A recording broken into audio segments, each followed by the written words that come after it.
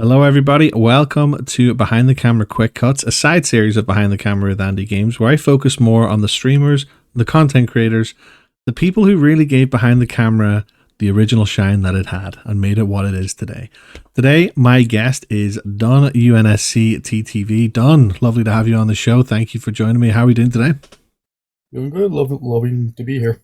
Oh, appreciate that. So, let's just take us back to the start, man. So, you obviously are a artist, gamer, podcaster yourself. So, let's start with like the gaming side and streaming side of things. So, take us back to your history of gaming and how that led you into streaming.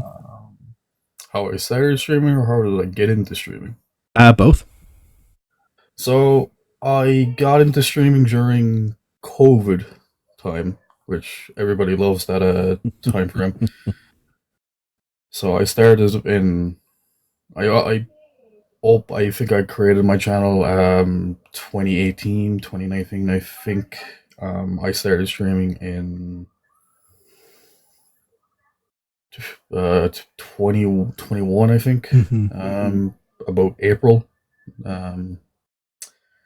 That's how I started streaming. I didn't like it at the start. It was not to do with the views. It was more to do streaming by myself. I didn't really enjoy it that much. Yeah.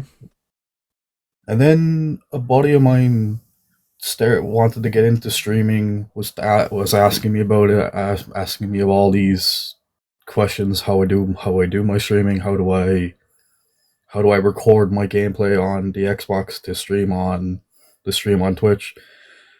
And we started from there, and we were going hard for a good few years, and then COVID stopped. I had to, in my parents' words, I had to get a real job. So I was doing chefing for 3 years, having the channel, going back to the channel anytime that I could. Yeah. And I stopped loving cooking and stopped being a chef, and I just couldn't take the average day of it. It was 10, 15 hours work for minimum wage, and I just never enjoyed it. Well, I did love cooking, and that was the massive problem with it. It's like playing Dark Souls. You love to play it, but you don't want to do it every single day. So I took right now it's been like 2 months since I've been working as a chef, and me and a friend are opening a new studio for streaming for everybody's content. We're getting a lot of people in there. I think there's going to be like maybe 7 of us in the one office. Oh, class. So is that going to be like just a space for people to go and stream, make content, like a sort of facility for that? So my buddy who's opening the office, he's a Pokemon vendor. So he does this type of stuff all the time. So we were talking. Well, I was talking about opening a studio by myself for ages, and then we both looked into it, and we'll be opening the studio for myself and other people to do their own work as well. So people in IT, people in analyst stuff, to have their own offices while they're in Cork. That's brilliant. That's such a good idea, because like it incorporates like so much more than just streaming, content creation, like you do like your gaming, whatever else. And I'm sure as well, podcasting as well, like we were saying before we started recording, that's something that you had struggled to kind of get into more consistently, but you really wanted to. What's your history then in terms of podcasting as well? So I opened the podcast at the same time during COVID. I actually started the podcast before I started streaming. It was me and 2 other friends, and we talked about. I got a random notification there. Yeah, I've just got that as well. Oh, nah, it's all good. It's all good. We talked about random stuff like card games, TCGs. We were the three of us are magic nerds, so we started talking about like new sets and spoilers and anything we could get our hands on. Like the podcast wasn't bad. It just wasn't consistent. Hmm. So once I started streaming, I did the podcast with one of my best friends, and then it took off. But it hasn't been consistent like the way I wanted it to. Once we get into the studio, I'm like we're thinking of getting a couch for the place and doing more content there. Hopefully, Yeah, that would be good, I think, as well. It's like, I think having your own space to sort of do that, and especially, if you, any time of day, you can just like, there you go, there, go in, you've got like all your setup, everything that you need, then I think that's sort of something is like that can really help consistency, because consistency is like one of the most important things, especially as a streamer or even just a content creator in general. Like having that consistency means, well, ultimately people know when to expect you and when they're going to be tuning in, and it's sort of your routine then becomes their routine and vice versa. yeah. Like before I took my break from streaming, everybody knew what time they could see me.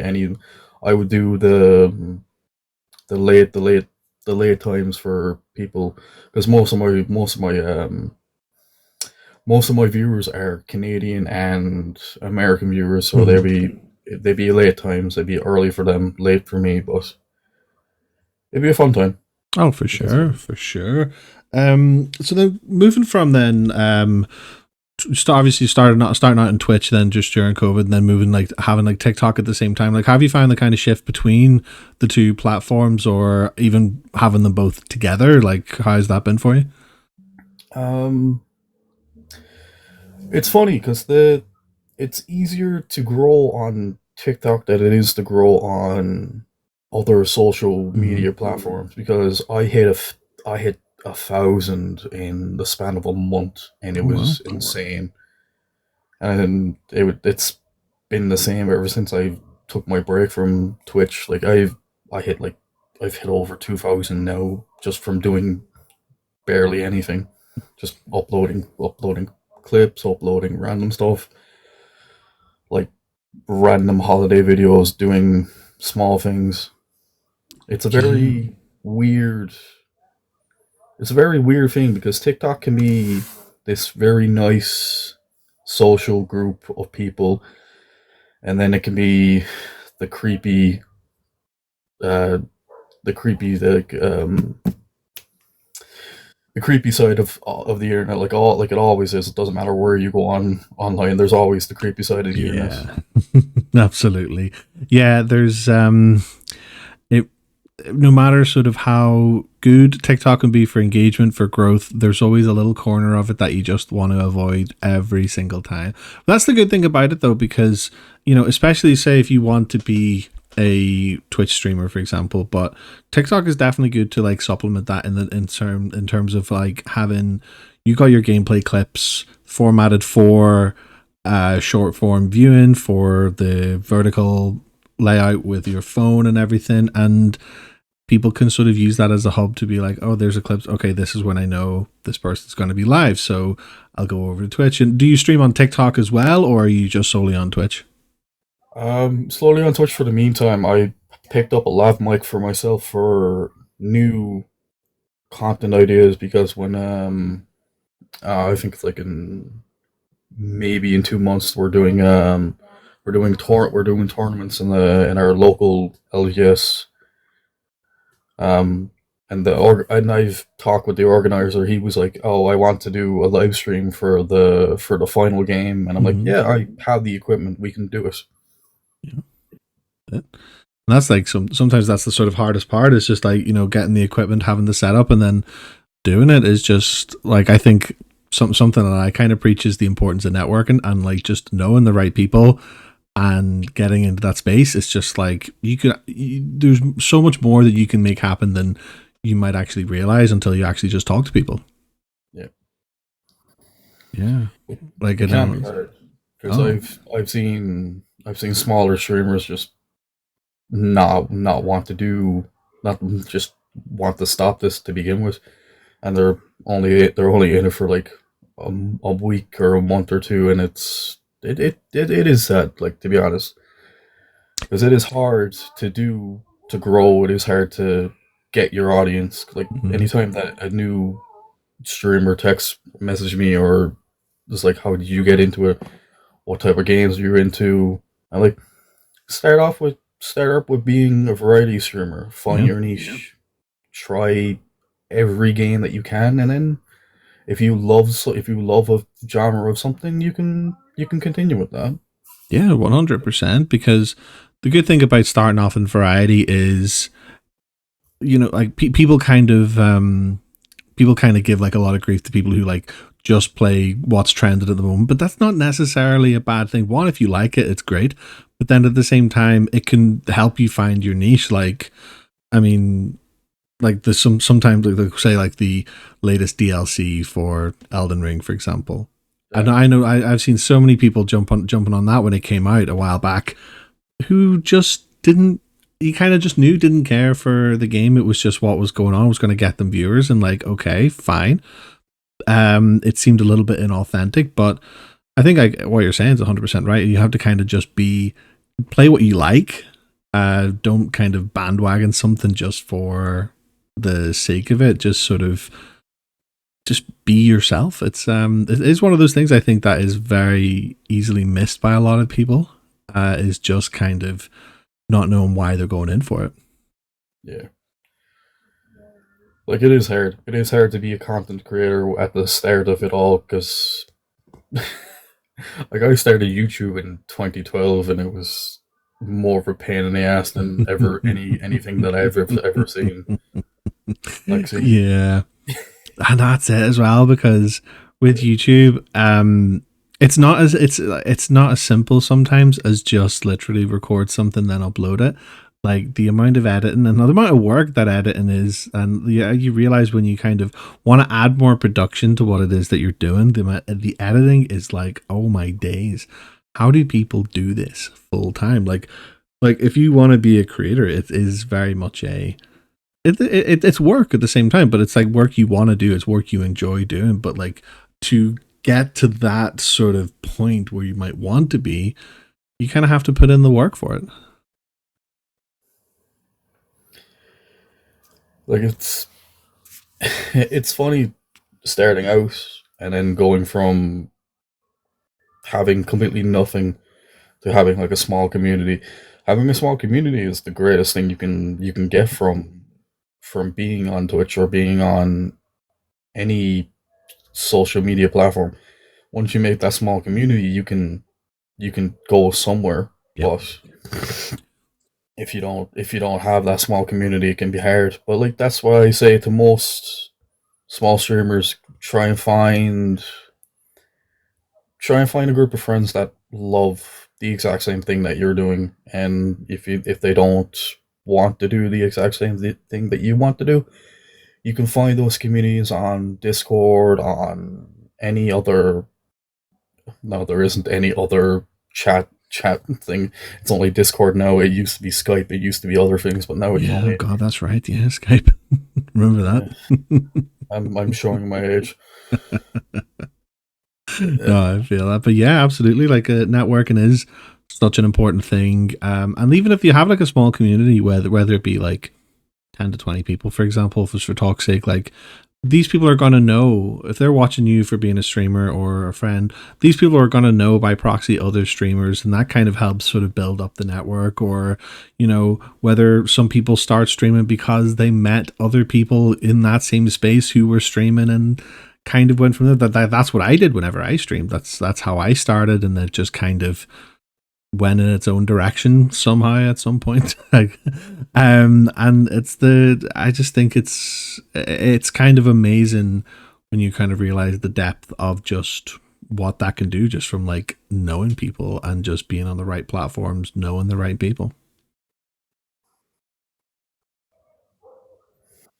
So then, see, with your studio that you've got upcoming, what would be like the full plan for it? Like looking forward into like the next couple of years, what is it that you want to sort of create with this studio you've got coming?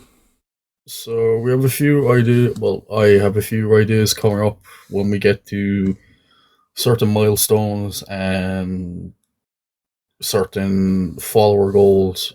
So one second, I actually have it here. I keep these. So once we get into the studio, I'll be doing a live stream of setting up the equipment, setting up everything. When we hit about when we hit about 600 followers, we're going to be doing opening TCG boxes. The followers can basically buy-ins like how other card game people are doing this at the moment. When we hit about 700, we a random game is picked from the audience, and a random audience gets to pick a game, and I play it from start to finish. Doesn't matter how long the game is. When we hit about 800, we do another. We're going back to the podcast stuff. When we hit about 9, we're playing a horror game from start to finish. When we hit 1K, we're doing Red Dead 1 and Red Dead 2 back to back, not stopping. So that's about a 60-hour stream, maybe 70, depending on how long I play for. Do you know what though? I think it's good to have them milestones and them incentives to kind of get them milestones. So just on the topic of the studio as well, like, is this going to be something that you're going to open the doors to people for in, like, say, a membership capacity, or is this going to be really for you and your friends and your sort of inner circle? More of the inner circle thing for the meantime, because we don't want. It's more of a trust thing. We don't want people that we can't really.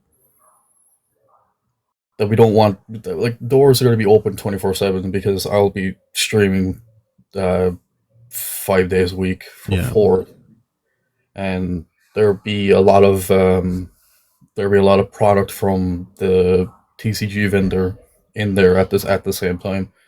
So we'll have to have people that we can trust in there at the meantime.